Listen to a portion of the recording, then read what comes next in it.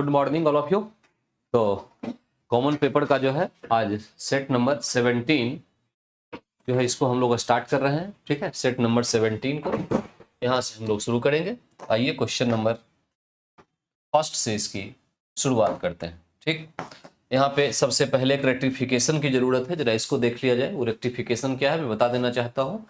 एक जो टेस्ट हुआ था कोई सा आज से 2-3 दिन पहले, उसमें सेम टू सेम जो क्वेश्चन कुछ और रहा होगा, उसमें से मैंने ये कहा था कि जो स्टेटमेंट है कांग्रेस वाला, ठीक है, पतन के लिए लड़खड़ा रही है और मेरी अभिलाषा है कि जब मैं भारत में हूँ कांग्रेस की शांतिपूर्ण समाप्ति में सहायता करना है।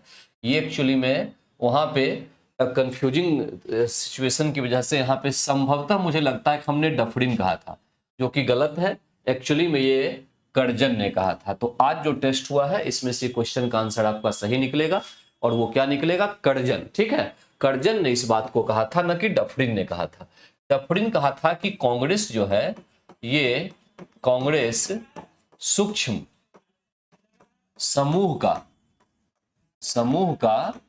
प्रतिनिधित्व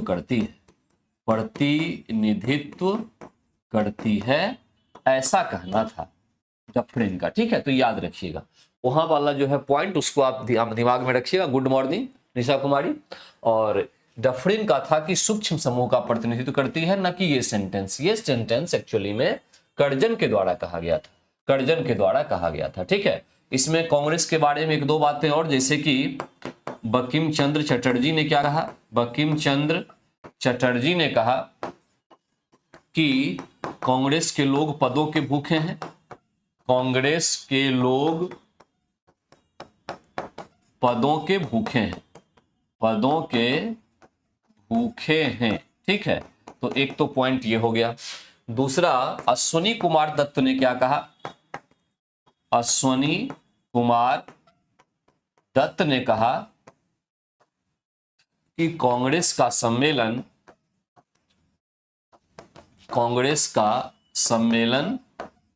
3 दिनों का तमाशा है।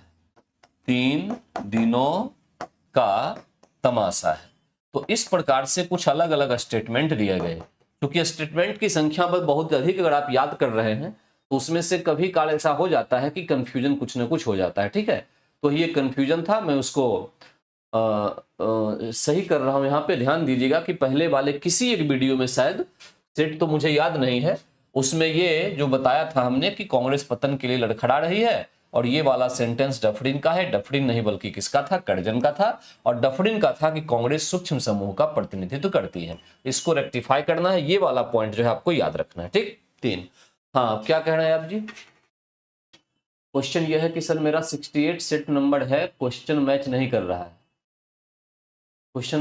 रहा है।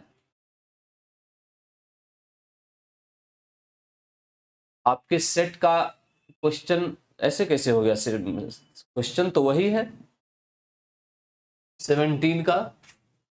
आज जो आपने टेस्ट दिया वो कौन सा दिया, जो आपने आज सेट दिया, जो क्वेश्चन है आपका टेस्ट नंबर कॉमन पेपर का, वो 68 नहीं है क्या। वो 68 सेट नंबर है। अच्छा ठीक है, लेकिन क्वेश्चन मैच नहीं हो रहा है।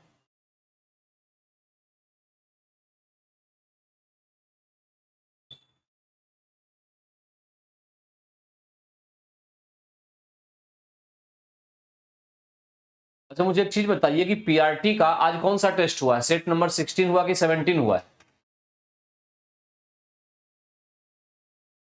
पीआरटी का आज कौन सा टेस्ट हुआ है, 16 या 17।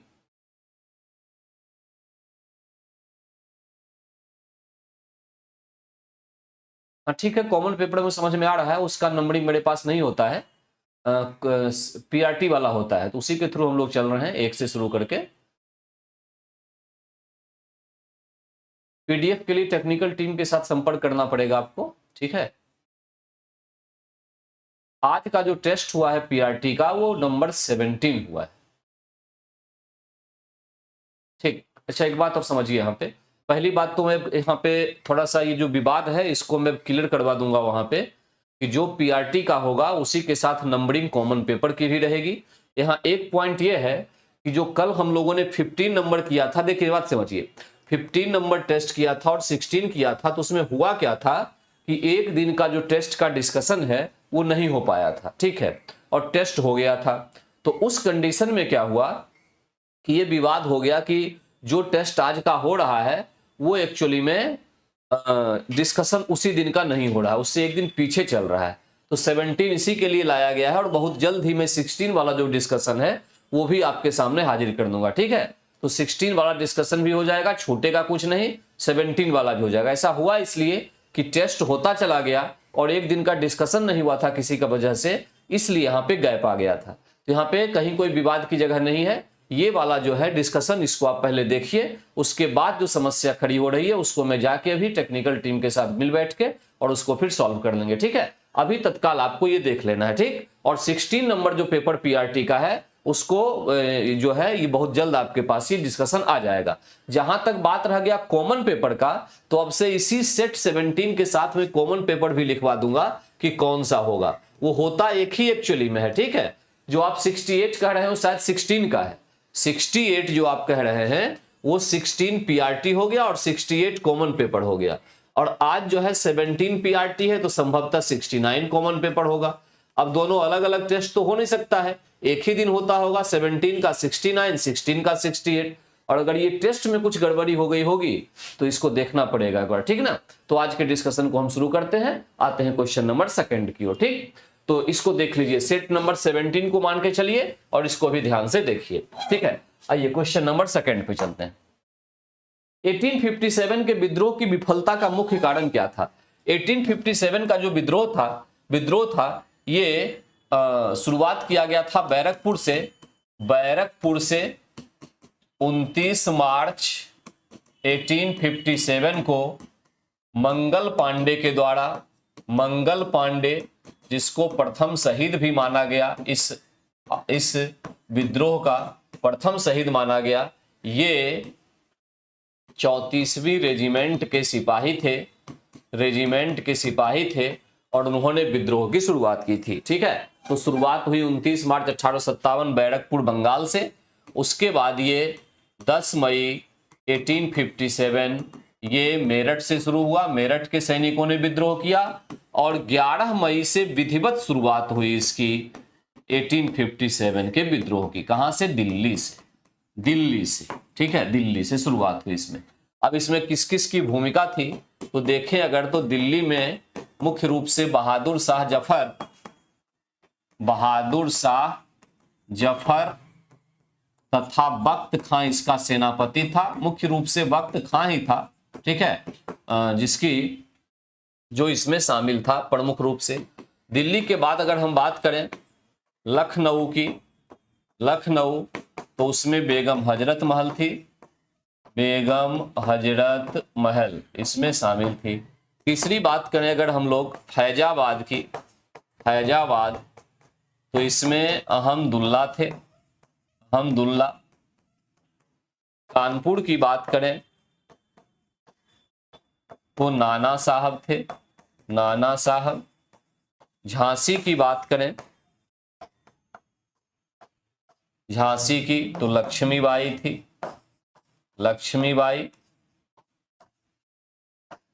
ग्वालियर की बात किया जाए तो तात्या टोपे जो नाना साहब के सेनापति भी थे, तात्या टोपे, ठीक है। ये सारे लोग थे। इसमें याद रखिएगा कि बेगम हजरत महल और नाना साहब ये दोनों विद्रोह के पश्चात नेपाल चले गए थे भारत को छोड़। बाद बाकी लोग तो शहीद हो गए, ठीक है, ये नेपाल चले गए थे, ठीक। यहाँ पे एक बात और भी ध्यान रखना है कि 1857 के विद्रोह के पश्चात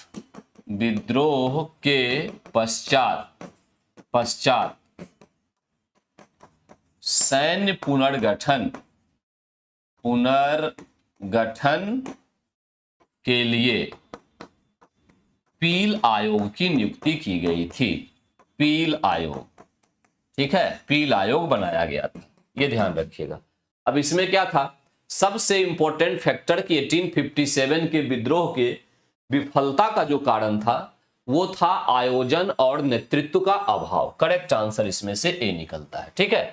आयोजन और नेतृत्व का अभाव। ठीक है, आयोजन और नेतृत्व का अभाव ये सबसे बड़ा कारण था। न कोई लीडर था और न कोई इसकी योजना थी, ऐसे ही विद्रोह ये आवेश में हो गया। सबसे बड़ा ये जो है कारण यही था। तो 2 का इसमें ए होगा आंसर। अच्छा, इसका प्रतीक क्या था? 1857 का प्रतीक कमल और रोटी, ये इसके प्रतीक थे। ठीक है, जब एक दूसरे विद्रोही मिलते थे वो कमल का फूल देते थे, रोटी देते थे। ठीक ना?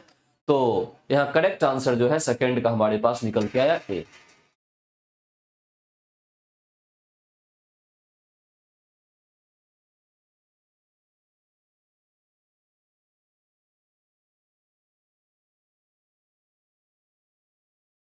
हाँ ठीक, कमल और रोटी। सेकंड क्या है? सुनीता कुमारी का कि सर 9 10th के लिए 40 मार्क्स का कोई प्रैक्टिस बुक मिलेगा? सब्जेक्ट मैथ है। आपको मैथ की प्रैक्टिस चाहिए कि कॉमन पेपर मैथ की प्रैक्टिस बुक चाहिए क्या? तो हाँ, यहाँ पे अवेलेबल होता है, आप जाके वहाँ कोचिंग में कॉन्टेक्ट कर सकते हैं। मैथ के लिए चाहिए तो ठीक है, कॉमन पेपर के लिए कोई प्रैक्टिस बुक नहीं होती है, ध्यान दीजिएगा। क्वेश्चन नंबर 3 पे चलिए। भारतीय पुनर्जागरण का पिता राजा राम मोहन राय को कहा जाता है। करेक्ट आंसर ये है, राजा राम मोहन राय को। ठीक है, अकबर द्वितीय ने इन्हें राजा की उपाधि दी थी।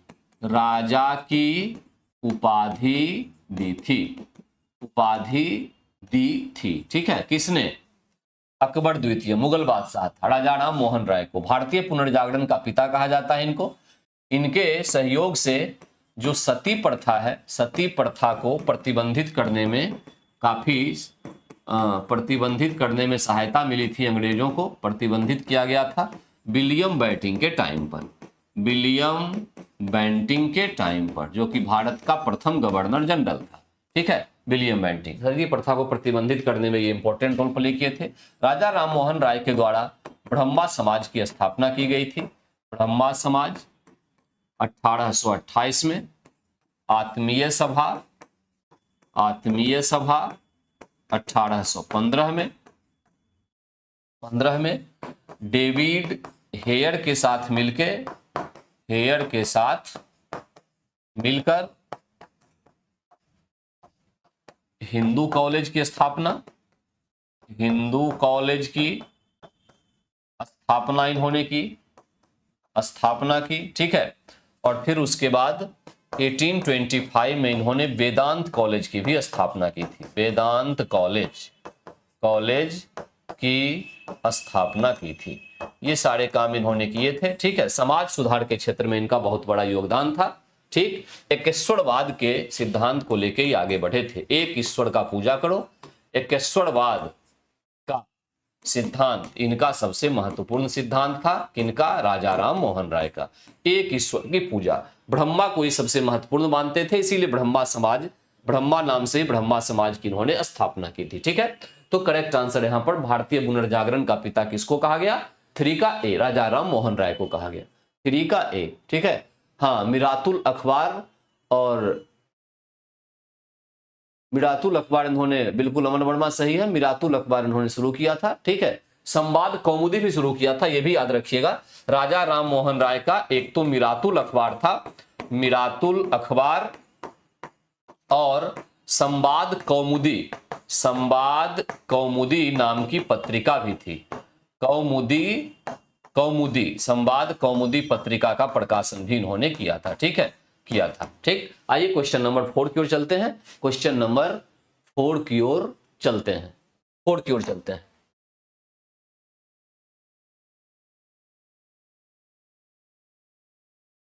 विपिन, बड़ा पेपर आज नहीं मिल रहा है, क्वेश्चन विपिन। इसकी बात मैं पहले कर चुका हूं। ठीक है, आज का एडजस्ट करना है आपको, अगले दिन से जो है सब कुछ मिलने लगेगा। ठीक ना, कहीं कोई दिक्कत नहीं हो। आइए क्वेश्चन नंबर 4 पे आइए। 4 क्वेश्चन क्या कहता है? दादा भाई नौरोजी ने अंग्रेजों द्वारा किए गए किस कार्य को अनिष्टों का अनिष्ट की संज्ञा दी थी? ये जो धन के निकास का सिद्धांत दिया था उन्होंने, उसी के बारे में उन्होंने कहा था कि ये काम जो है अनिष्टों का अनिष्ट है, यानी भारत का धन सीधे ब्रिटेन में जाके उसकी अर्थव्यवस्था से जुड़ रहा है और भारत को कुछ भी हासिल नहीं हो रहा है इससे। ये जो है दादा भाई नौरोजी का सिद्धांत था। धन निकास या ड्रेन थ्योरी का सिद्धांत उन्होंने दिया और उसको उन्होंने अनिष्टों का अनिष्ट नाम दिया। ठीक है, दादा भाई नौरोजी जो थे ये पारसी समुदाय से आते थे, पारसी समुदाय से आते थे। एक तो पॉइंट ये याद रखिएगा, कभी कभी क्वेश्चन ये भी पूछ देता है। दूसरा, इनको grand old man of India कहा जाता है, ओल्ड मैन ऑफ इंडिया के नाम से इनको जाना जाता है। ठीक ना, ये फर्स्ट भारतीय थे, भारतीय जो ब्रिटिश संसद के लिए उदारवादी दल के टिकट पर चुने गए थे, उदारवादी दल के टिकट पर चुने गए थे, टिकट पर चुने गए थे। ठीक है, ये पॉइंट भी ध्यान रखिएगा, उदारवादी दल के टिकट पर। इनकी सबसे प्रसिद्ध पुस्तक है poverty and un-British rule in India. कुछ संस्थाओं की भी स्थापना की थी, जैसे बॉम्बे एसोसिएशन 1852, ठीक है, Bombay association. London India society, ये भी एक संस्था थी, इसकी स्थापना 1865 में की थी। ठीक है, और ईस्ट इंडिया एसोसिएशन की स्थापना भी इन्होंने की थी। ईस्ट इंडिया एसोसिएशन की स्थापना यहां पे लिख दूं मैं, ईस्ट इंडिया एसोसिएशन की स्थापना इन्होंने 1866 में की थी। तो ये कुछ महत्वपूर्ण काम इन्होंने किया था दादा भाई नौरोजी ने। ठीक है, धन के निकास का सिद्धांत जो है इसको इन्होंने अनिष्टों का अनिष्ट कहा। 4 का क्वेश्चन सी है, 4 का क्वेश्चन सी है, सी। ठीक है, 4 का क्वेश्चन सी है। पहले 15 डिस्कशन मिलेगा प्लेलिस्ट में कोमल। ठीक है, आपको जाके वहां पे चेक करना है, वहां पे सारे जो हैं वो डिस्कशन रखे हुए हैं। और वो डिस्कशन 15 को छोड़िए, उसके पहले भी जो TRE 3 में डिस्कशन करवाया गया है वो भी बेहतरीन डिस्कशन है, उसको भी आप देख सकते हैं। वो सारा वीडियो जो है प्लेलिस्ट में अवेलेबल है। ठीक, प्लेटफॉर्म टीचर पे आप जाएंगे, वहां पे कॉमन पेपर का प्लेलिस्ट आप देखेंगे, उसमें सारा का सारा डिस्कशन आपके पास है। ठीक, तो जाके वहां पे चेक कीजिएगा। नरम और गरम दल के लोग कांग्रेस के किस अधिवेशन में एक हो गए? बहुत ही आसान क्वेश्चन है, इतना मुश्किल तो नहीं है ये, आप लगा सकते हैं। इसका कौन सा था ये? करेक्ट आंसर सी, यानी क्या? लखनऊ। ध्यान रखना है कि 1907 का जो अधिवेशन हुआ था, सूरत अधिवेशन, ठीक है, ये था सूरत में। रास बिहारी घोष इसके अध्यक्ष थे। रास बिहारी घोष इसके क्या थे? अध्यक्ष थे। तो उनकी अध्यक्षता में एक्चुअली में क्या हो गया था? कांग्रेस विभाजित हो गई थी। कांग्रेस में विभाजन हुआ था। विभाजन किस किस के बीच हुआ था? नरम दल और गरम दल, ठीक है, इन दोनों के बीच विभाजन हुआ था। ठीक, कांग्रेस का विभाजन, ठीक है, विभाजित हो गई। अब ये विभाजन समाप्त कब हुआ? 1916 में, लखनऊ समझौता। लखनऊ में जो अधिवेशन हुआ इसको लखनऊ समझौता के नाम से जाना जाता है। इस समय जो कांग्रेस के अध्यक्ष थे, अध्यक्ष अंबिका चरण मजूमदार थे। अंबिका चरण मजूमदार, ठीक है। और यहां पर क्या हुआ था? लखनऊ समझौता, इसमें दो बातें थी। पहली बात तो ये थी कि कांग्रेस और मुस्लिम लीग भी आपस में मिल गई थी। ठीक है, पहला समझौता कांग्रेस और मुस्लिम लीग के बीच हुआ। पहला मतलब क्या? समझौता हुआ कांग्रेस और मुस्लिम लीग के बीच। और इस समझौते में केंद्रीय बिंदु क्या था? किस बात को लेकर समझौता हुआ था? समझौता हुआ था कि संवैधानिक तरीके से सरकार पर दबाव डालकर काम करवाया जाए। सरकार पर दबाव डालकर कार्य करवाया जाए। कार्य करवाना ये एक्चुअली में उद्देश्य था। और दूसरा जो हुआ समझौता, वो गरम दल जो बाहर निकाल दिए गए थे 1907 के अधिवेशन में, उनको नरम दल के साथ यहाँ पे दोनों जुड़ गए और फिर दोनों एक हो गए। तो ये 2 पॉइंट था अधिवेशन का। ठीक है, लखनऊ में हुआ, अंबिका चरण मजूमदार उनके अध्यक्ष थे, लखनऊ समझौता के नाम से जाना जाता है। तो 5 का करेक्ट आंसर क्या निकला? सी। 5 का करेक्ट आंसर आपके पास क्या निकला? सी। आइए क्वेश्चन नंबर आते हैं 6 पे। 6 पे आते हैं। वीडी सावरकर ने 1904 में अभिनव भारत की स्थापना की थी। अभिनव भारत क्या था?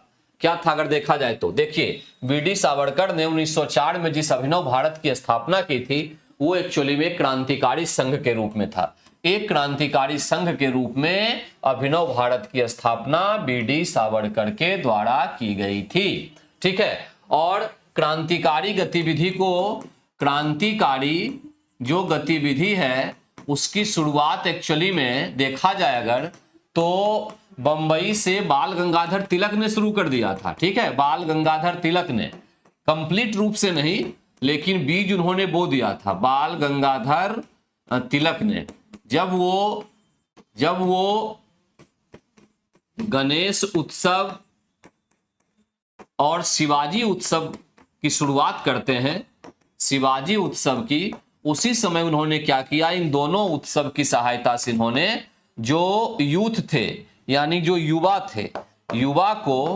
युवा को आंदोलित करने के लिए तैयार किया, आंदोलित करने के लिए तैयार किया। ठीक है, तो इस प्रकार से शुरुआत जो हुई थी वो बाल गंगाधर तिलक ने बंबई से कर दिया था। हालांकि इसको कंप्लीट क्रांतिकारी गतिविधि नहीं कहेंगे लेकिन शुरुआत वहां से हो गई थी। ठीक है, और कंप्लीट क्रांतिकारी गतिविधि जब अनुशीलन समिति की स्थापना बंगाल में होती है, अनुशीलन समिति, अनुशीलन समिति। ठीक है, कौन?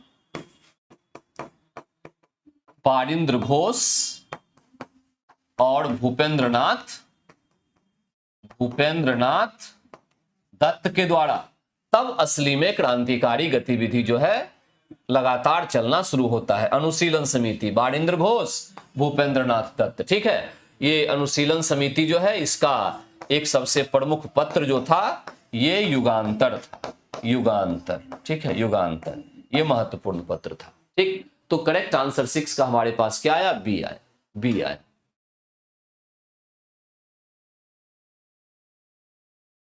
अरे मेरे दोस्त कुंदन जी, अभी 5 मिनट पहले ही हमने चर्चा किया था इसके बारे में, लगता है अभी आप जुड़े हुए हैं।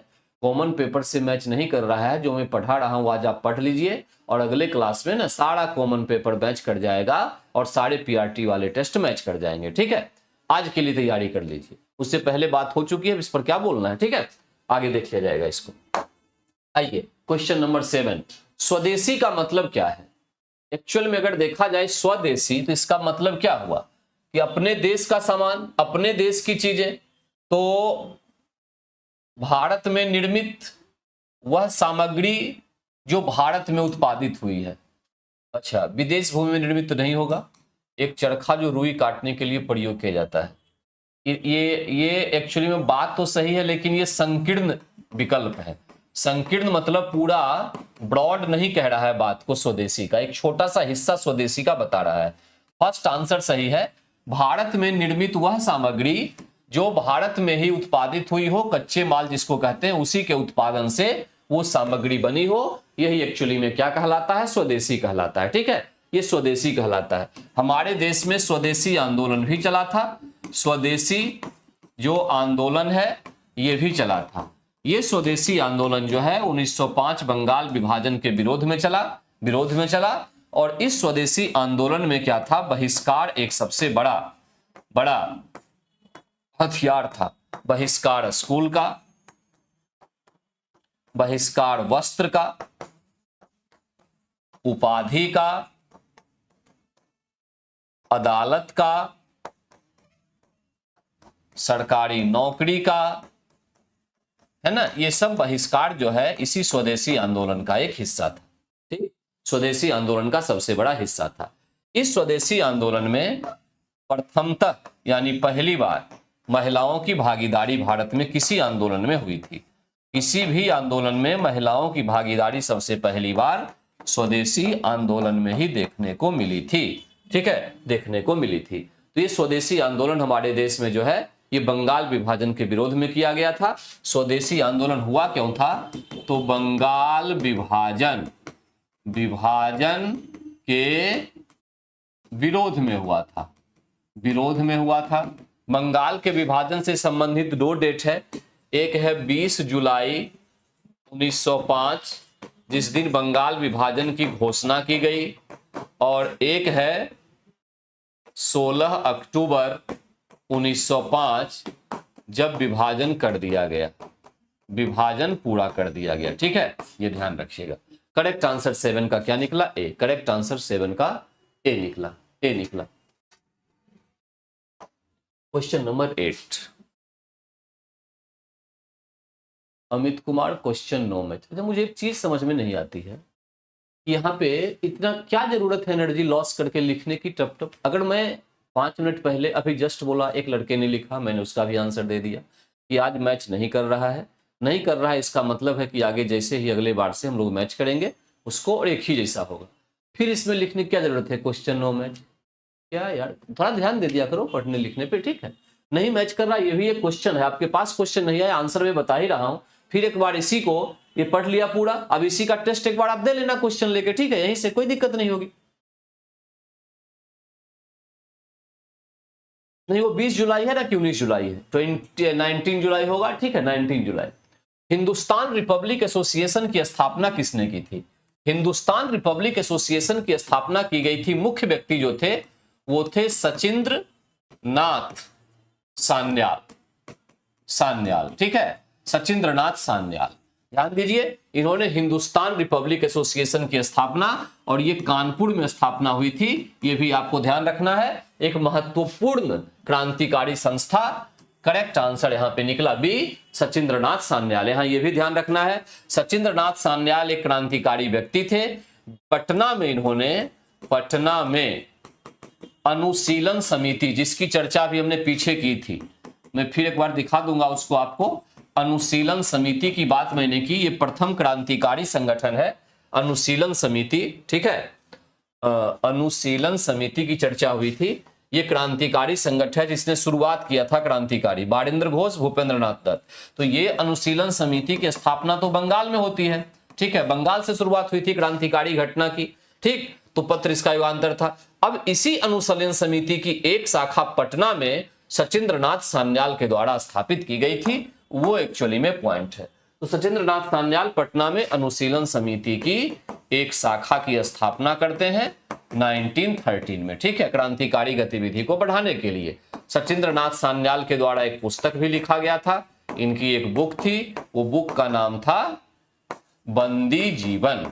बंदी जीवन नाम का पुस्तक इन्होंने लिखा था। ठीक है, सचिंद्र नाथ सान्याल ने। हिंदुस्तान रिपब्लिक एसोसिएशन की स्थापना सचिंद्र नाथ सान्याल के द्वारा की गई, और उसके बाद 1928 में जब काकोरी षड्यंत्र केस में हिंदुस्तान रिपब्लिक एसोसिएशन के लगभग सदस्यों को अरेस्ट कर लिया गया था, तो उसके बाद 1928 में क्या हुआ कि चंद्रशेखर आजाद, और इसमें भगत सिंह भी शामिल थे, भगत सिंह मुख्य रूप से थे, और बहुत सारे क्रांतिकारी थे, ने मिलकर एक नए संगठन का निर्माण किया। मिलकर क्या?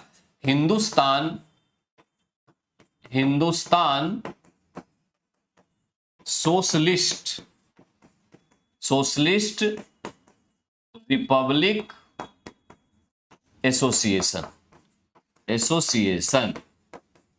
रिपब्लिक एसोसिएशन की स्थापना की थी। ठीक है, हिंदुस्तान सोशलिस्ट रिपब्लिक एसोसिएशन की स्थापना।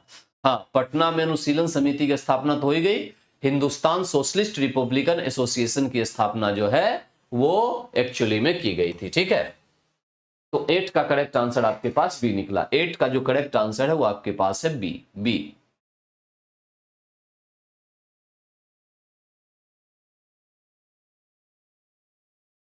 ओके, आइए क्वेश्चन नंबर 9 पे आते हैं। कोंकण तट कहां से कहां तक स्थित है? देखिए, हमारा जो मैदानी इलाका है, तटीय क्षेत्र, अगर हम इस इंडिया को देखें तो ये पूर्वी तटीय क्षेत्र है और ये पश्चिमी तटीय क्षेत्र है। पश्चिमी, जहां समुद्र का पानी जमीन से मिलता है, समुद्र का पानी जमीन से, इधर बंगाल की खाड़ी से मिलेगा, इधर अरब सागर से मिलेगा। ये वाला क्षेत्र जो है तटीय मैदान के नाम से जाना जाता है। तो यहां कोंकण तट की बात ये पूछ रहा है, ध्यान दीजिएगा। मैं पश्चिमी पहले लिख रहा हूं, गुजरात से गोवा ये कहलाता है कोंकण तट, कोंकण तट कहलाता है। ठीक है, तो करेक्ट आंसर तो ये निकल गया, गुजरात से गोवा। फिर आगे आइए, गोवा से कर्नाटक तक आइए, अगर आप कर्नाटक तक, तो ये कन्नड़ तट कहलाता है, कन्नड़ तट कहलाता है।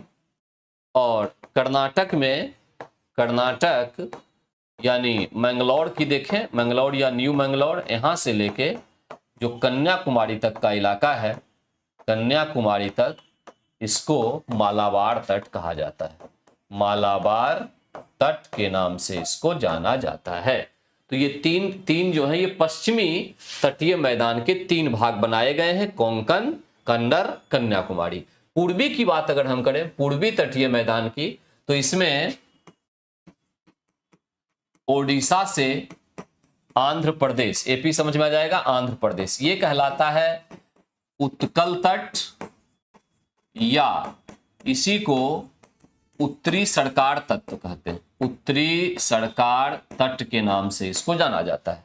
एक तो ये हो गया ओडिशा, ये आंध्र प्रदेश, और दूसरा जो है वो आंध्र प्रदेश से लेके तमिलनाडु, तो सारा का सारा इसमें आ जाएगा। उसके बाद तो कुछ है नहीं, तमिलनाडु, इसको कोरोमंडल तट के नाम से जाना जाता है, कोरोमंडल तट के नाम से जाना जाता है। ठीक, यहाँ पे एक बात ध्यान रखिएगा कि मालाबार तट जो होता है, ये मालाबार तट, इसमें लैगून की प्रधानता पाई जाती है, लैगून झील जो होते हैं, लैगून झील की प्रधानता, बहुत सारे लैगून झील जो है वो पाए जाते हैं इसमें से, जैसे बेम्बनाद है, बहुत सिंपल एग्जाम्पल, इन प्रधानता होती है। इन्हें, इस लैगून को यहाँ कयाल कहा जाता है, ये शब्द याद रखेंगे, क्वेश्चन कई बार रिपीट हुआ है, इन्हें कयाल कहा जाता है, कयाल। क्या लैगून जो होता है, उस लैगून को कयाल के नाम से जाना जाता है। तो करेक्ट आंसर आपके पास 9 का निकला ए, करेक्ट आंसर 9 का निकला ए। ठीक है, 9 का करेक्ट आंसर है आपके पास ए। शरावती जल विद्युत परियोजना कहाँ है? शरावती जल विद्युत जो परियोजना है वो कर्नाटक में है, कर्नाटक में है, तो करेक्ट आंसर यहाँ पर ये हो गया। ठीक है, शरावती जल विद्युत परियोजना कहाँ है? कर्नाटक में है। कुछ परियोजना की बात अगर कर लें तो जैसे दामोदर घाटी परियोजना, दामोदर घाटी भारत की प्रथम जो है, ये भारत की फर्स्ट बहुउद्देशीय परियोजना थी, भारत की फर्स्ट बहुउद्देशीय ये परियोजना थी। ठीक है, परियोजना, और ये दामोदर घाटी जो है ये कहाँ है? पश्चिम बंगाल में है, बंगाल में है। दामोदर घाटी परियोजना ये हो गई। भाखड़ा नंगल की बात अगर करें, भाखड़ा जो हमेशा हाईलाइट में रहता है, बहुत बड़ा है ये भाखड़ा नंगल परियोजना, ये पंजाब में सतलज नदी पर है, सतलज नदी पर पंजाब, राजस्थान और हरियाणा को इससे जो है लाभ मिलता है, भाखड़ा नंगल। अगर रिहंद परियोजना की बात की जाए, रिहंद परियोजना, रिहंद, तो ये है यूपी में, और ये सोन नदी पर है, ये जो है सोन नदी पर है, यूपी में है। ठीक है, यूपी में है। बगलिहार परियोजना की बात की जाए, बगलिहार परियोजना ये जम्मू एंड कश्मीर में है, और ये चेनाब नदी पर है, ये चेनाब नदी पर है। इस प्रकार की कुछ परियोजनाओं को आप याद रखेंगे। शरावती जल विद्युत परियोजना का संबंध सीधा सीधा कहां है? कर्नाटक में है। ठीक है, शरावती जल विद्युत परियोजना कर्नाटक। 10 का करेक्ट आंसर क्या निकल के हमारे पास आया? सी। 10 का करेक्ट आंसर सी। ठीक है, सी। आइए क्वेश्चन नंबर 11 की तरफ आते हैं। 11 की तरफ आते हैं। इंदिरा पॉइंट किस द्वीप पर स्थित है? देखिए, भारत की बात अगर करें अंतिम पॉइंट की, तो पूरब, पश्चिम, नॉर्थ, उत्तर और दक्षिण। पूरब का जो पॉइंट है ये किबिथु है, किबिथु, और ये है अरुणाचल प्रदेश, अरुणाचल प्रदेश में है। ठीक, पश्चिम का जो है ये है गोहाड़ मोती, और ये जो है ये गुजरात में है, गुजरात में है। ठीक है, ये नॉर्थ का अगर हम देखें उत्तर की ओर, तो ये है इंदिरा कौल, इंदिरा कौल हम इसको कह सकते हैं, कौल। और ये कहां होगा? लद्दाख में होगा, क्योंकि उससे ऊपर तो भारत है ही नहीं, लद्दाख। और दक्षिण जो है इसमें इंदिरा पॉइंट आता है, इंदिरा पॉइंट या इंदिरा बिंदु, और ये जो है ये निकोबार द्वीप समूह में है, क्योंकि अंडमान के नीचे निकोबार है, निकोबार द्वीप समूह में है। ठीक, इंदिरा पॉइंट। ठीक, तो यहां पर करेक्ट जो आंसर निकला वो निकला निकोबार द्वीप में है। इंदिरा पॉइंट किस द्वीप पर है? अगर अंडमान निकोबार को अलग अलग ऑप्शन में दे देना तो निकोबार लगाना है, अगर अंडमान निकोबार को एक ही ऑप्शन में दे दिया तब आपको तो वही लगाना है अंडमान निकोबार, लेकिन अलग अलग दिया हुआ है तो अंडमान को छोड़ देंगे, निकोबार लगाएंगे, क्योंकि वास्तव में निकोबार में यह है इंदिरा पॉइंट। ठीक, तो करेक्ट आंसर जो यहां पर है वो निकल के आया ए। 11 का करेक्ट आंसर आपके पास निकल के आया ए। ठीक है, लक्षद्वीप जो है ये एक्चुअली में एक प्रवाल द्वीप है भारत का, ध्यान दीजिएगा, प्रवाल द्वीप भारत में एकमात्र ये लक्षद्वीप ही है। ठीक है, लक्षद्वीप जिसको काफी नुकसान पहुंच चुका है अभी, ये ध्यान दीजिएगा। आइए करेक्ट आंसर ए आ गया 11 का। क्वेश्चन नंबर 12 पे चलते हैं। सर्वाधिक राज्यों की सीमा से लगा हुआ राज्य कौन सा है? बहुत सिंपल सा क्वेश्चन है, विदाउट एक्सप्लेनेशन इसका आंसर निकल जाएगा। सबसे अधिक सीमा से लगा हुआ राज्य उत्तर प्रदेश है। उत्तर प्रदेश की सीमा 8 राज्यों तथा एक केंद्र शासित प्रदेश से मिलती है। केंद्र शासित प्रदेश से मिलती है। कौन सा ऐसा राज्य है जिससे इसकी सीमा नहीं मिलती? लगभग से 8 राज्य हैं। इतना बड़ा यूपी है, लंबाई के हिसाब से मिलती है, बिहार से लेके उत्तराखंड, उत्तर प्रदेश, मध्य प्रदेश, राजस्थान, ठीक है, हरियाणा, यूटी में आ गया, दिल्ली, इन सब से इसकी मिलती है। तो करेक्ट आंसर इसमें बी हो गया बिना किसी डाउट के। ये क्वेश्चन नंबर 13 की ओर चलते हैं। राष्ट्रीय कॉफी अनुसंधान केंद्र कहां स्थित है? हमने आपको डिस्कशन में ये बात बताया था, ठीक है, ये बताया था कि राष्ट्रीय कॉफी अनुसंधान संस्थान कहां है, दिमाग लगाइए। उसके पहले मैं कुछ पॉइंट लिख देता हूं। राष्ट्रीय डेयरी अनुसंधान संस्थान कहां? करनाल, ठीक है।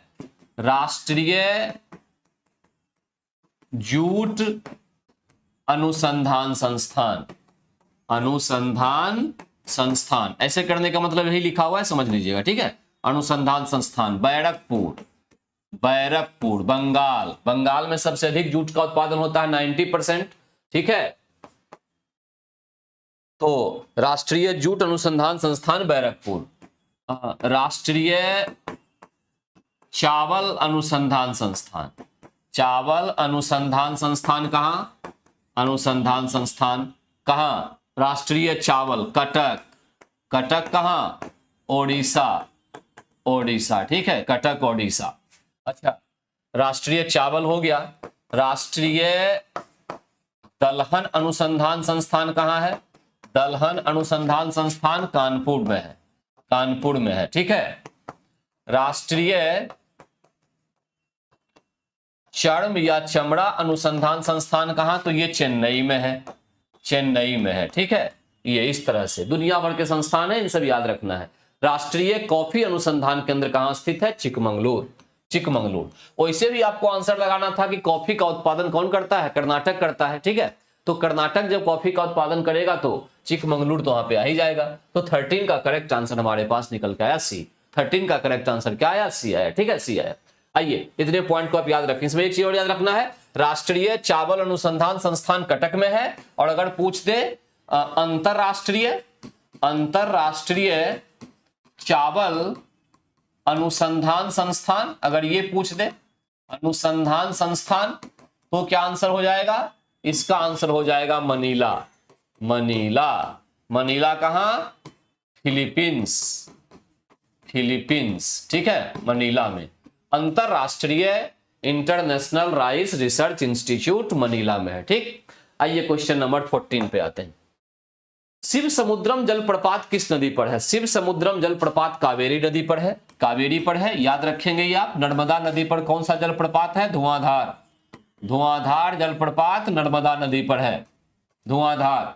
शरावती नदी पर कौन सा है? शरावती नदी पर जोग जलप्रपात हम कह सकते हैं इसको, जोग, या इसको महात्मा गांधी जलप्रपात भी कहा जाता है। महात्मा गांधी जलप्रपात जो है वो कहा जाता है, ठीक है, ये नाम दिया जाता है। बिहार का सबसे फेमस जलप्रपात कौन है? बिहार का ककोलत कहां पे स्थित है? ये किस डिस्ट्रिक्ट में है? ये नवादा डिस्ट्रिक्ट में है, ये सबसे फेमस जलप्रपात है। ठीक है, अच्छा एक बात और, बिहार में सबसे अधिक जलप्रपात किस जिले में पाए जाते हैं? तो जलप्रपात की संख्या जो है, जलप्रपात की संख्या अगर देखा जाए तो रोहतास जो है इसमें काफी अधिक जलप्रपात पाए जाते हैं, किसी और डिस्ट्रिक्ट में इतना जलप्रपात नहीं होता है। तो रोहतास डिस्ट्रिक्ट यहाँ पे आएगा, कहीं कोई डाउट इसमें नहीं है। ठीक है, बिहार की तरह में देखा जाए तो ककोलत बिहार में, नवादा में है, और ये तीन को हमने लिख दिया, शरावती जोग या महात्मा गांधी गढ़सोप्पा जलप्रपात भी इसको कहते हैं। ठीक है, शिव समुद्रम कहाँ है? कावेरी नदी पर है। शिव समुद्रम जो है ये कावेरी नदी पर स्थित है। 14 का करेक्ट आंसर आपके पास निकल करके आ रहा है सी। आइए क्वेश्चन नंबर 15 की ओर। निम्नलिखित में से किसे दक्षिण भारत का मैनचेस्टर कहा जाता है? मैनचेस्टर एक्चुअली में कपड़ा के लिए, मैनचेस्टर जो है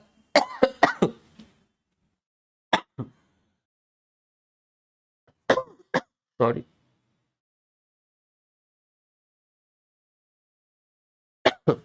मैनचेस्टर जो है मुख्य रूप से कपड़ा उद्योग का विकास जिस शहर में हुआ था, ठीक है, इसी के लिए मैनचेस्टर का नाम दिया जाता है।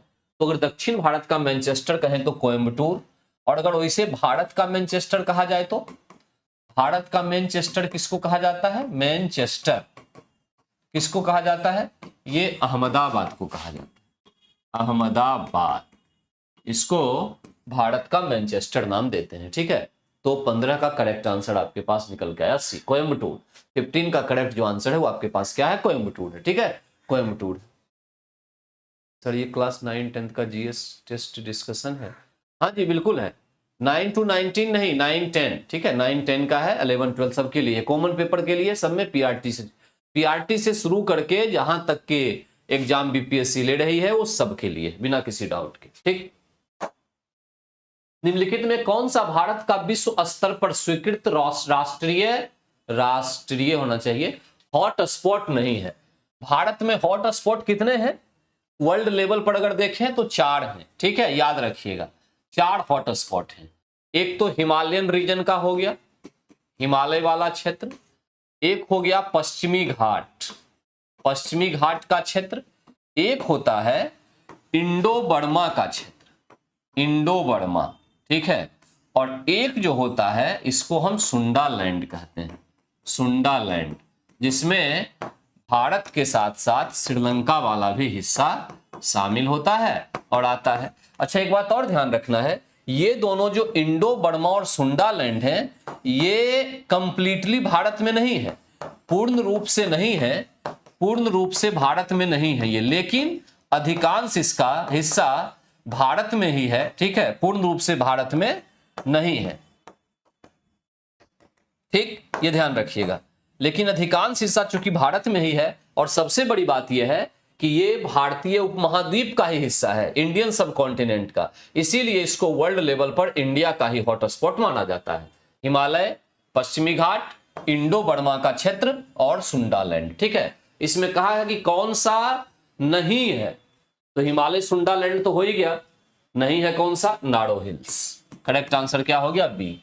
ये जो आपके पास हॉट स्पॉट होते हैं, यहां क्या होता है? यहां अधिकतम जैव विविधता होती है, अधिकतम जैव विविधता पाई जाती है, जैव विविधता यहां पर प्राप्त होती है। ठीक है, अच्छा जैव विविधता दिवस होता कब है? जैव विविधता दिवस ये भी क्वेश्चन कई बार आता है, 22 मई को होता है। फैक्ट तो आप लोगों को बहुत याद रहता है, तो याद होगा 22 मई को जैव विविधता दिवस मनाया जाता है। ठीक है,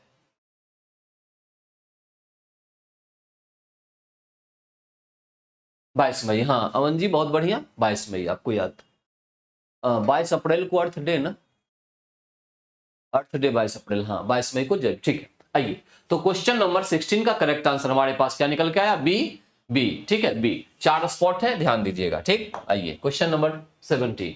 पीतल में कौन सी धातु का संयोग होता है? पीतल कह रहे हैं, देखिए Cu प्लस जिंक, इससे पीतल बनता है। ठीक है, Cu प्लस Sn, इससे कांसा बनता है, कांसा।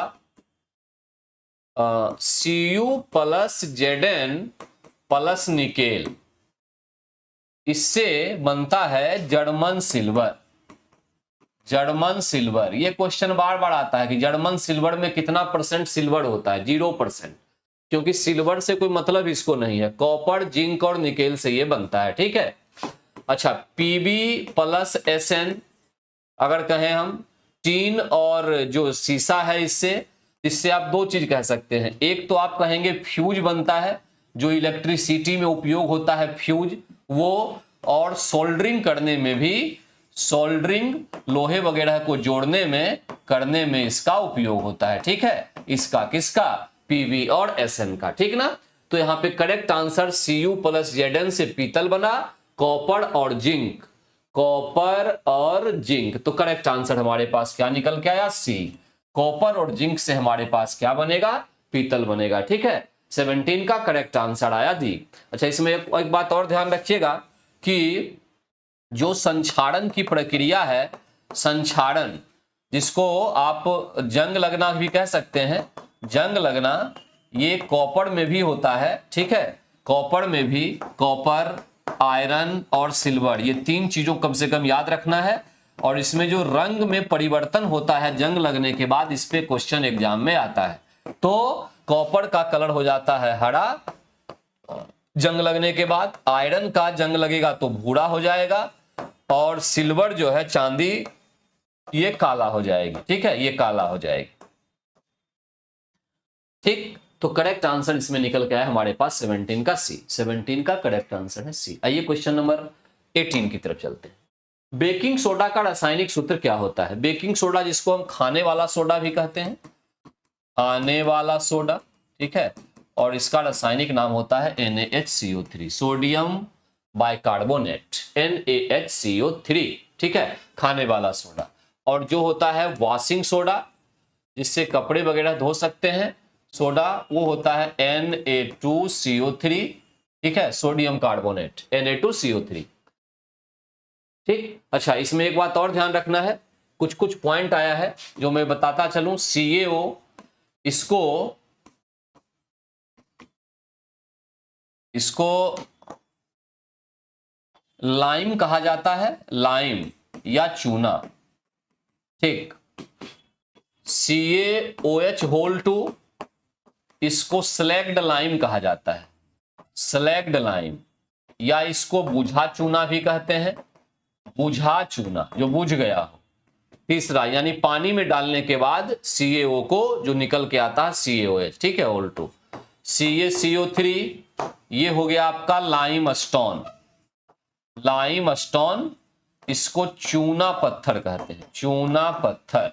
इसी को इंग्लिश में मार्बल और हिंदी में इसको संगमरमर भी कहा जाता है, संगमरमर भी कहा जाता है, ठीक। स्लैग्ड लाइम का उपयोग कहां होता है, दीवार की सफेदी में, दीवार की सफेदी, ठीक है। इसमें ये जो दीवार है, ये जो सफेद किया हुआ है, इसमें ये यही लगा हुआ है, स्लैग्ड लाइम।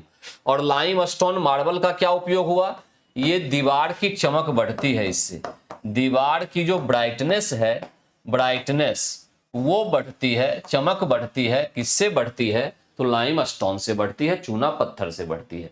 18 का करेक्ट आंसर हमारे पास निकल के आया बी।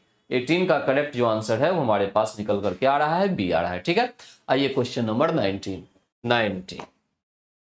लार निम्न में से किसके पाचन में सहायक होता है। लार जिसको हम सलाइवा कहते हैं, ठीक है, ये एक्चुअली में लार ग्रंथि हमारे शरीर में होती है, लार ग्रंथि, ठीक है, सलेवरी ग्लैंड इससे निकलती है, ठीक। ये अब इस लार के बारे में अगर देखें तो ये 1 to 1.5 लीटर पर डे निकलती है, ठीक है, पर डे निकलती है ये।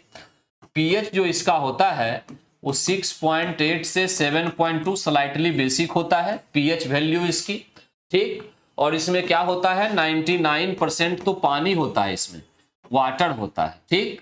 और उसके बाद 1% की बात अगर करें तो इसमें कुछ विशेष प्रकार के प्रोटीन होते हैं, जिसमें एक होता है म्यूसिन प्रोटीन, म्यूसिन प्रोटीन होता है, म्यूसिन प्रोटीन।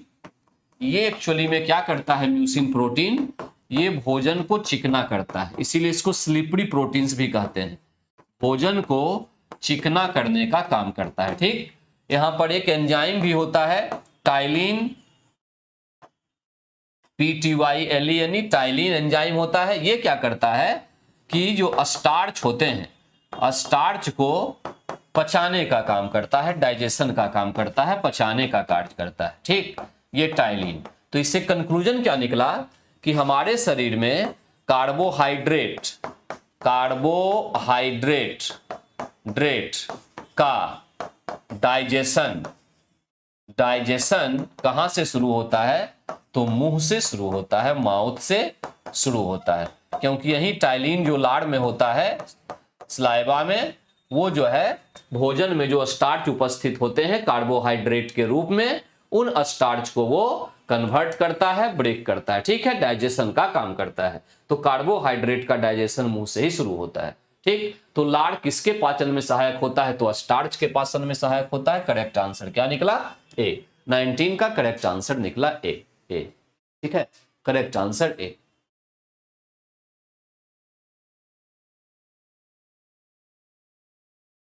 ठीक है, ओके। आइए क्वेश्चन नंबर 20। जिस विटामिन में कोबाल्ट होता है वो कौन सा विटामिन है? जिस विटामिन में कोबाल्ट होता है, कोबाल्ट जिसमें होता है वो विटामिन B12 है। इसका नाम ही होता है cyanocobalamin. Cyanocobalamin इनका नाम होता है B12। ठीक है, इसमें आयरन होता है और इसकी कमी अगर हो जाए, इसकी कमी से एनीमिया रोग होती है। एनीमिया रोग जो है वो होती है। ठीक, जहां तक बात है B1 की, इसको थायमीन कहते हैं, थायमीन, और इसकी कमी से बेरी बेरी रोग होता है, से बेरी बेरी रोग होता है। ठीक है, विटामिन सी जो है इसको एस्कॉर्बिक अम्ल या एस्कॉर्बिक एसिड कहा जाता है, विटामिन सी को, और इसकी कमी अगर हो जाएगी तो अस्कर्बी बीमारी होगी। अस्कर्बी रोग जो है विटामिन सी से होगी। अस्कर्बी रोग विटामिन सी की कमी से होती है। ठीक है, एस्कॉर्बिक विटामिन सी ये हो गया। और विटामिन ए जो है, विटामिन ए, इसको रेटिनॉल भी कहा जाता है, रेटिनॉल, और इसकी अगर कमी हो जाए तो नाइट ब्लाइंडनेस या रतौंधी जिसको कहते हैं, रात में न दिखना, इस प्रकार की बीमारी जो है इससे होती है। ठीक है, विटामिन डी जो है इसको कैल्सीफेरोल कहा जाता है,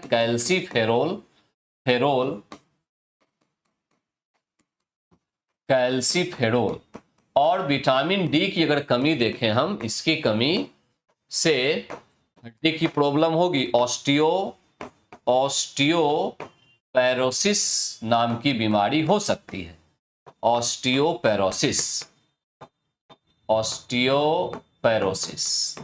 नाम की बीमारी जो है वो संभव है कि हो जाए, हड्डी का कमजोर होना, विटामिन डी। ठीक है, तो करेक्ट आंसर हमारे पास बी जो है वो निकला क्या? बी जो है B12। विटामिन में कोबाल्ट हो तो क्या निकल के आ गया? B12, वो निकल के आ गया B12। ठीक है, हाँ, इसके विटामिन डी की कमी से रिकेट्स, बच्चों में रिकेट्स हो जाएगा, और बड़ों में ऑस्टियोपेरोसिस भी हो सकता है, क्योंकि विटामिन डी नहीं होगा तो कैल्शियम फॉस्फेट हड्डी पर नहीं जमेगा, और कैल्शियम फॉस्फेट अगर नहीं जमेगा तो हड्डी कमजोर हो जाएगी, तो ओल्ड एज में ये संभावना हो सकती है।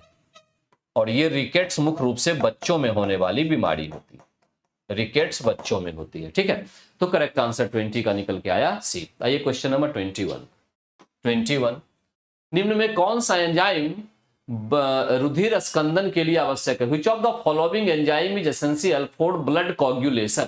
ठीक है, ब्लड कोगुलेशन के लिए यहां पर जो है थ्रोम्बिन या प्रोथ्रोम्बिन, इसको हम कहें प्रोथ्रोम्बिन, ये जो है मुख्य रूप से रिस्पॉन्सिबल होता है। यहां पर ध्यान दीजिए कि जो ब्लड की क्लॉटिंग है, ब्लड की क्लॉटिंग, इसके लिए दो चीजें और भी होती है जो आपको याद रखना है। ठीक है, एक फाइब्रिनोजिन,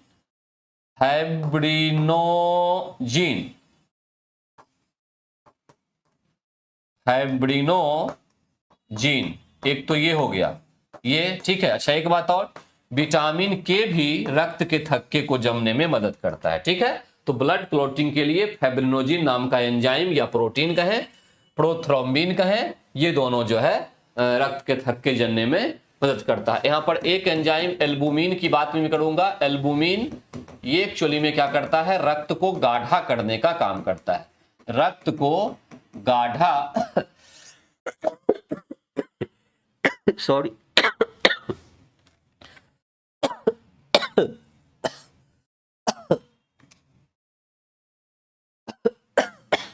रक्त को गाढ़ा करता है एल्बुमिन। और एक होता है ग्लोब्युलिन। ग्लोब्युलिन जो है ये एंटीबॉडी का निर्माण करता है, एंटीबॉडी का निर्माण करता है, ठीक है, निर्माण करता है। ये कुछ एंजाइम या प्रोटीन्स हैं जो इस प्रकार के कार्य हमारे शरीर में करते हैं ब्लड से रिलेटेड। ब्लड क्लॉटिंग में विटामिन के की इंपॉर्टेंट भूमिका होती है, उसके साथ फाइब्रिनोजिन और थ्रोम्बिन, ठीक है, ये होता है। 21 का करेक्ट आंसर आपके पास बी आया, बी आया। क्वेश्चन नंबर 23, मानव रक्तदान के लिए कौन सा रक्त समूह सार्वत्रिक दाता है, यानी which blood group is the universal donor for human blood transfusion. Answer आप लोग जानते होंगे इसका। 22 का करेक्ट आंसर क्या निकलेगा, ओ निकलेगा। ओ जो डोनर हो, ठीक है, यूनिवर्सल डोनर में, यूनिवर्सल डोनर में कौन सा, तो ओ। और यूनिवर्सल एक्सेप्टर में सभी से ले सके ब्लड, यूनिवर्सल एक्सेप्टर इसमें क्या, ए बी समूह, ठीक है। ए बी समूह जो है यूनिवर्सल एक्सेप्टर, किसी और समूह का ब्लड उसमें चढ़ा दिया जाए कोई दिक्कत नहीं होगा, ठीक है। और ओ समूह जो है यूनिवर्सल डोनर के रूप में जाना जाता है। इंडिया में अगर बात करें तो अधिकांश लोगों में जो ग्रुप ब्लड ग्रुप पाया जाता है इंडिया में, ब्लड ग्रुप जो कॉमन होता है, कॉमन, ये भी क्वेश्चन एग्जाम में पहले आया हुआ है, कॉमन ब्लड ग्रुप तो बी, ठीक है, बी ग्रुप। और रेयर कौन सा होगा इंडिया में, इंडिया में रेयर है ए बी समूह, ए बी समूह, ठीक है, ये ध्यान दीजिएगा, ए बी समूह, ठीक है, ए बी समूह, ओके। अब उसके बाद एक पॉइंट और भी ध्यान रखना है इसमें से, क्या, आरएच फैक्टर के आधार पे आज के समय में जो है ब्लड का ग्रुपिंग किया जाता है। ओ ग्रुप, ए ग्रुप, बी ग्रुप तो है, प्लस में आरएच फैक्टर भी लिया जाता है। आरएच फैक्टर का मतलब यह हुआ कि एक प्रोटीन जो ह्यूमन ब्लड में भी है और वो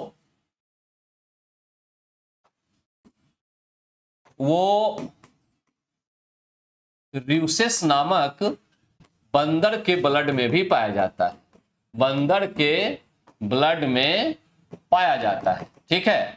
तो ये वाला जो है इसके आधार पर हम आरएच फैक्टर को डिसाइड करते हैं, RH plus and RH minus. तो आज के समय में जो ब्लड की ग्रुपिंग होती है वो दो तरीके से होती है, मतलब दो आधार पर ली जाती है। एक तो ए बी समूह हो ही गया, A B positive, B positive, B negative जो भी है, और एक आरएच प्लस और आरएच माइनस में जिस व्यक्ति के ब्लड ग्रुप में ये प्रोटीन पाया जाएगा, रूसेस नामक बंदर के ब्लड में जो प्रोटीन है तो वो आरएच पॉजिटिव कहलाएगा, और जिसमें ये प्रोटीन नहीं पाया जाएगा वो आरएच नेगेटिव कहलाएगा। तो क्वेश्चन अगर पूछा जाएगा इसमें कि ब्लड की ग्रुपिंग में क्या क्या आधार होता है, ठीक है, तो आधार में एक आरएच प्लस और आरएच माइनस फैक्टर भी होता है, और साथ में जो नॉर्मल समूह चलता रहा है ये तो होता है, ठीक है, ये ध्यान रखना है।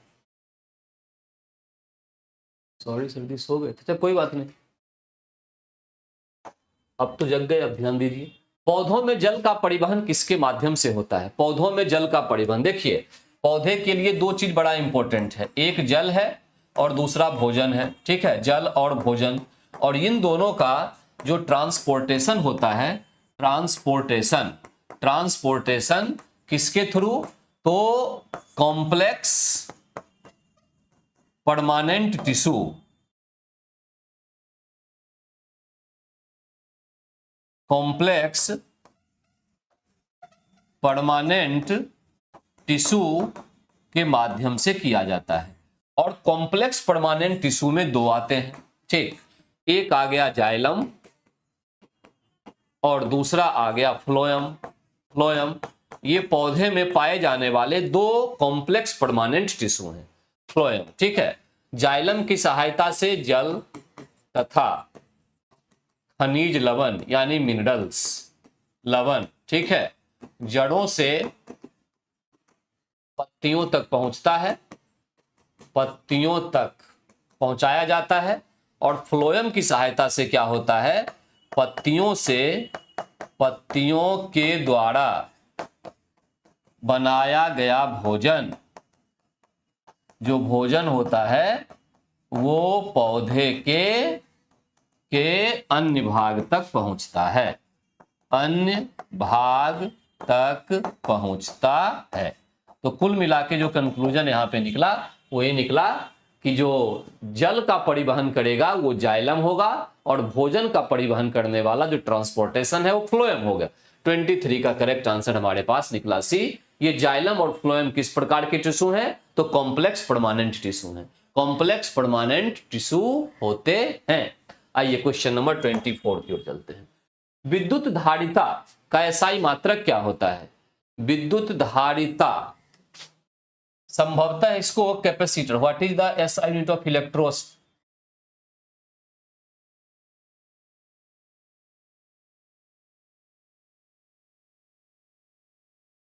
ये एक्चुअली में गलत लिखा हुआ है, ये कैपेसिटर होना चाहिए। जहां तक मुझे पता है विद्युत धारिता कैपेसिटर होता है, ठीक है, कैपेसिटर टू स्टोर चार्ज, जो चार्ज को स्टोर करता है, टू स्टोर चार्ज, ठीक है, आवेश को संग्रह करने वाला, आवेश को संग्रह करने वाला जो होता है ये कैपेसिटर है, ठीक है। और ये कैपेसिटर की एक्चुअली में कैपेसिटी जो होती है उसकी यूनिट पूछ रहा है तो वो फैराड होगा, वो क्या होगा, फैराड उसकी यूनिट होगी, फैराड, ठीक है, फैराड, ठीक। यहाँ पे कुछ चीजों की यूनिट अगर देखें, जैसे आप त्वरण की यूनिट देखते हैं, इस पे क्वेश्चन बार बार आता है, मीटर पर सेकेंड स्क्वायर, ठीक है, ये त्वरण की यूनिट हो जाएगी। दाब की जो यूनिट होती है ये न्यूटन पर मीटर होती है, ठीक, न्यूटन पर मीटर, फोर्स अपॉन एरिया जिसको कहते हैं न्यूटन पर मीटर, दाब की यूनिट हो गई। जो आपका करंट होता है, करंट, इलेक्ट्रिक करंट, इसका एम्पियर, एम्पियर लिया जाता है। एक और भी होता है, हम इसको क्या कह सकते हैं, I is equal to Q by T होता है। तो यहाँ पे आवेश का कूलम्ब हो गया और टाइम का सेकंड, तो एम्पियर को कूलम्ब पर सेकंड भी कहा जा सकता है, कूलम्ब पर सेकंड ये भी कहा जाएगा, ठीक है। तो एम्पियर और कूलम्ब पर सेकंड किसका, करंट का ऐसा यूनिट हो गया, ठीक है। उसके बाद अगर बल आघूर्ण का पूछे, बल आघूर्ण, तो इसका न्यूटन मीटर होगा, ये याद रखिएगा, बल आघूर्ण का न्यूटन मीटर। केवल बल का पूछे तो F बराबर ma होगा, ma का हो गया kg, और a जो एक्सेलरेशन त्वरण है मीटर पर सेकेंड स्क्वायर, तो मीटर पर सेकेंड स्क्वायर हो गया, kg मीटर पर सेकेंड स्क्वायर हो गया। इसको न्यूटन भी कहा जाता है। एसआई हो गया। बल का अगर सीजीएस भी कभी कभी पूछ देता है तो सीजीएस में भी 2 लिख देंगे हम, ये दो क्या एक ही होगा। सीजीएस में जो लिखेंगे वो कुछ इस तरह से लिखा जा सकता है, सीजीएस का ग्राम सेंटीमीटर पर सेकेंड स्क्वायर, केजी के बदले ग्राम, और ग्राम सेंटीमीटर पर सेकेंड स्क्वायर को हम लोग डाइन भी कहते हैं, डाइन, ठीक है। तो ये भी याद रखिएगा कि एक न्यूटन होता है बल का एसआई में, और सीजीएस में होता है डाइन। 1 न्यूटन में कितना डाइन होता है, 10 टू द पावर संभवतः 5 डाइन होता है, ठीक है। 1 न्यूटन 10 पर पावर 5 डाइन, ठीक। तो करेक्ट आंसर यहां पर तो करेक्ट आंसर यहां पे निकला क्या, 24 का ए, 24 का करेक्ट आंसर निकला ए। आइए तो जरा आगे,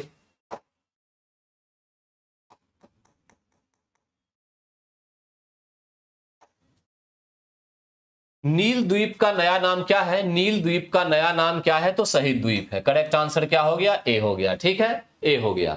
हैवलॉक द्वीप जो पुराना द्वीप था उसको सुभाष चंद्र बोस के द्वारा क्या नाम दिया गया था, स्वराज द्वीप, ठीक है। हैवलॉक द्वीप को ही स्वराज द्वीप नाम दिया गया था। यहाँ पे नील द्वीप जो है ये शहीद द्वीप के नाम से जाना जाता है। करेक्ट आंसर 33 का क्या आ गया, ए, 33 का करेक्ट आंसर है ए।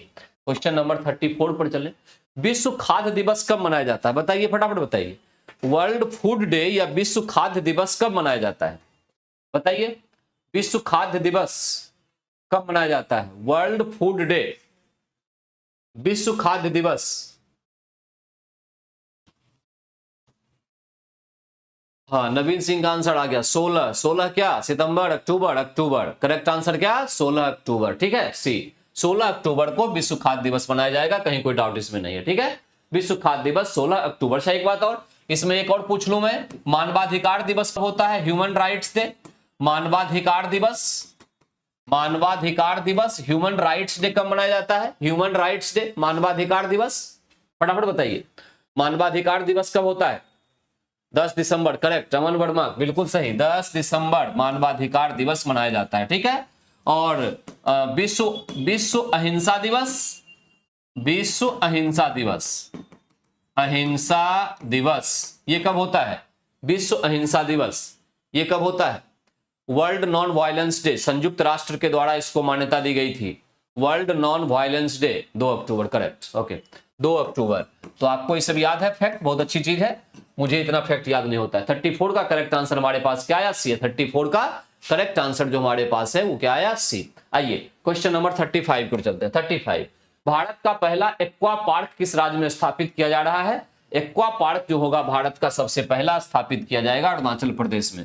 ध्यान देना, इस प्रकार की जो ये इन्वायरमेंट से को बचाते हुए जो काम चलेगा ना, ठीक है, वो सब उसी जगह पर होगा जहां हरियाली बहुत ज्यादा होगी। ठीक, तो अरुणाचल प्रदेश इस मामले में बहुत आगे है, तो करेक्ट आंसर यहां पर 35 का निकला सी।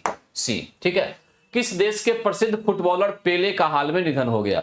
पेले ये बहुत पहले के फुटबॉल खिलाड़ी थे और काफी फेमस फुटबॉल खिलाड़ी रहे दुनिया में। जिस तरह से ब्रिटेन के डेविड बेकहम का नाम लिया जाता है, उसी तरह से पेले काफी प्रमुख खिलाड़ी थे और ये ब्राजील के थे। ठीक है, ब्राजील के एक फेमस प्लेयर थे जिनका भी निधन हुआ है, फुटबॉल प्लेयर थे। 36 के बाद 37 पे आइए। हाल ही में किसने सुरक्षा पर अंतरराष्ट्रीय सम्मेलन में भारत का प्रतिनिधित्व किया? अब कहने का मतलब यह हुआ, इस क्वेश्चन का आंसर अगर याद है तो अच्छी बात है, नहीं तो अपने दिमाग से भी दिया जा सकता है। सुरक्षा पर अंतरराष्ट्रीय सम्मेलन, सुरक्षा की जिम्मेवारी हमारे देश में अभी तत्काल जो अधिकारी निभाता है वो कौन है? वो national security advisor, NSA, national security advisor, राष्ट्रीय सुरक्षा सलाहकार कौन? अजीत डोभाल। 37 का करेक्ट आंसर क्या हो गया? ए, अजीत डोभाल। ठीक है, अजीत डोभाल, एनएसए अजीत डोभाल। करेक्ट। 37 पे आइए।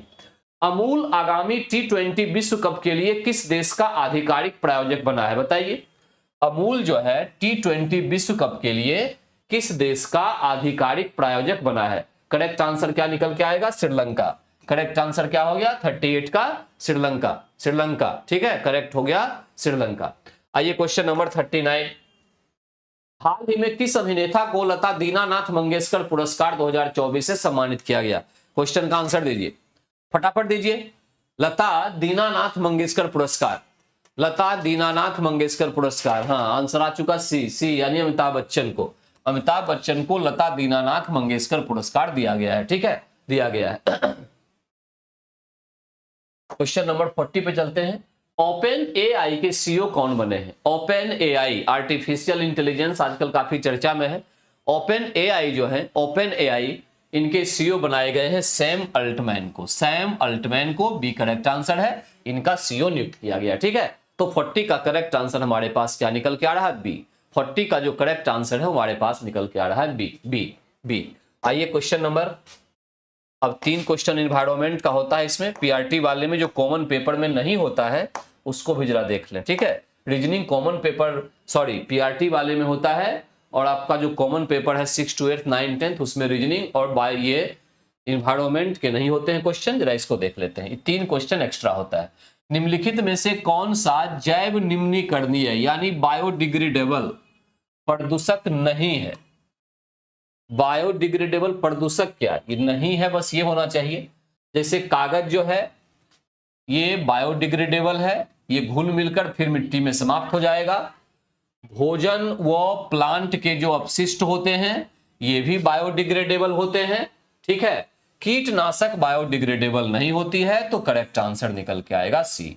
48 का करेक्ट आंसर निकल के आएगा सी। ये बायोडिग्रेडेबल नहीं होती है, ठीक है। ये तो करेक्ट आंसर निकल गया। मैं एक क्वेश्चन पूछ रहा हूं, जरा इसका आंसर देने का आप लोग प्रयास करेंगे। क्वेश्चन मेरा ये है कि जो प्लास्टिक होता है, प्लास्टिक, ठीक है, जिसका हम उपयोग करते हैं पॉलीथीन वगैरह इस प्रकार का, ये तो बायोडिग्रेडेबल नहीं है, नॉन बायोडिग्रेडेबल है ना, बायोडिग्रेडेबल नहीं है। वैज्ञानिक लगे हुए हैं कि कैसे इसको बायोडिग्रेडेबल किया जाए, है ना। एक बार प्लास्टिक होता है तो 300-400 सालों तक रहेगा। अब यहां पर क्वेश्चन यह है कि अगर बायोडिग्रेडेबल प्लास्टिक का निर्माण, प्लास्टिक बनाया जाएगा या दुनिया में बनाया जाता भी है, कुछ विशेष प्रकार का प्लास्टिक बायोडिग्रेडेबल होता है, तो वो एक्चुअली में किस चीज से बनता है, उसका कच्चा माल क्या होता है। प्रत्येक चीजें बनाई जाती है तो उसके कुछ रॉ मटेरियल्स होते हैं ना, उससे बनता है वो। तो उसी तरह से जैसे कपड़ा बनेगा तो पहले कपास उसका रॉ मटेरियल हुआ।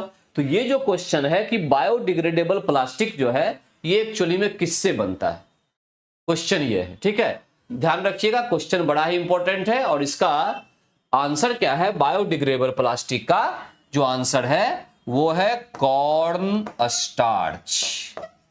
कॉर्न स्टार्च, ठीक है। मक्के की सहायता से जो है बायोडिग्रेडेबल प्लास्टिक को पूरी दुनिया में तैयार किया जाता है, कॉर्न स्टार्च, ठीक है, कॉर्न स्टार्च। तो याद रखिए इसको, ये क्वेश्चन पूरा इंपॉर्टेंट है और आने की संभावना है कि बायोडिग्रेडेबल प्लास्टिक जो है वो किससे बनेंगे, कॉर्न स्टार्च। ऐसे प्लास्टिक को आप यूज करेंगे, फिर आप फेंक देंगे, 15, 20, 25 दिनों में फिर ये मिट्टी में मिल जाएगा, समाप्त हो जाएगा, ठीक है। और प्लास्टिक पॉलीथीन जैसा घूमता फिरता नहीं रहेगा। तो करेक्ट आंसर 48 का क्या निकला आपके पास, सी। आइए क्वेश्चन नंबर 49 के पास। किसी भी पारिस्थितिकी तंत्र में ऊर्जा का पिरामिड क्या होता है। देखिए, जब आप इकोसिस्टम में चलते हैं तो आपको कुछ इस प्रकार से मिलेगा, ठीक है, ऐसे, इस तरह से ये सिस्टम बन के आता है।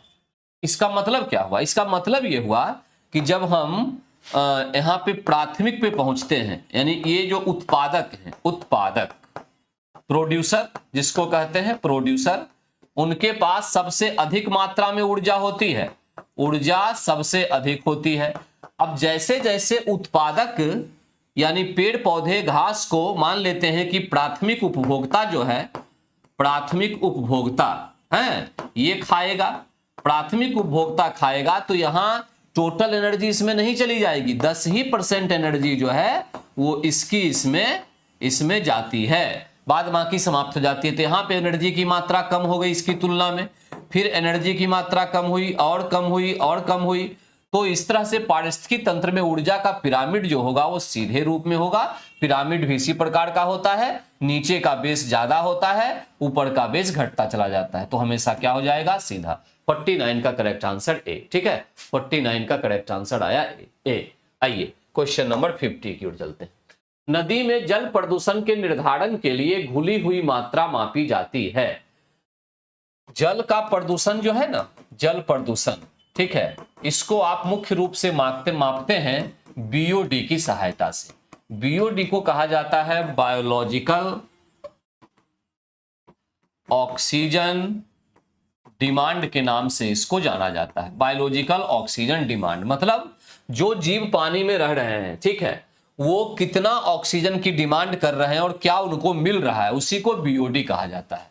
बीओडी की वैल्यू अगर 5 पार्ट पर मिलियन पीपीएम से कम है तो वो पानी साफ पानी है, प्रदूषित नहीं है, साफ पानी कहलाएगा, ठीक। एक तो ये, और अगर बीओडी 5 पीपीएम से अधिक हो गया 5 पीपीएम से अधिक तो वो जो है कहलाएगा आपको प्रदूषित, ठीक है, प्रदूषित कहलाएगा। ध्यान दीजिएगा, ये बीओडी हो गया, बायोलॉजिकल ऑक्सीजन डिमांड। अच्छा, पीने का पानी भी सही है कि नहीं, इसका पता कैसे चलेगा। पीने के पानी के लिए, ठीक है, कि ये एप्रोप्रिएट उचित है या अनुचित है, इसका पता चलता है टीडीएस से। टीडीएस मतलब टोटल डिजॉल्व सॉलिड, यानी में पानी में घुला हुआ ठोस, पानी में घुला हुआ ठोस, ये जो हमारा है इससे पता चलता है एक्चुअली में टीडीएस की मात्रा। ठीक है, अगर पानी का टीडीएस 250 से 500 तक है तो वो पानी को आरओ करने की कोई जरूरत नहीं है, सीधे उसको पिया जा सकता है, पीने का पानी है। 500 से अधिक है तब उसको आप रिवर्स ऑस्मोसिस के द्वारा साफ करके पी सकते हैं। ये एक्चुअली में कौन कहता है, ये थ्योरी किसने दिया है, ये दिया है सीपीसीबी ने। सेंट्रल पॉल्यूशन कंट्रोल बोर्ड जो है हमारे देश की एक एजेंसी है और वो इस प्रकार की चीजों को, प्रदूषण को वॉच करती है, देखती है, बताती है उसके बारे में। तो सीपीसीबी ने ऐसा कहा, सेंट्रल पॉल्यूशन कंट्रोल बोर्ड का ये आंकड़ा है। ठीक, करेक्ट आंसर क्या निकला 50 का आपके पास? क्या नदी के जल में प्रदूषण के निर्धारण के लिए कौन सी घुली हुई मात्रा? तो ऑक्सीजन की घुली हुई मात्रा, बायोलॉजिकल ऑक्सीजन डिमांड या ऑक्सीजन। तो करेक्ट आंसर क्या निकला? सी।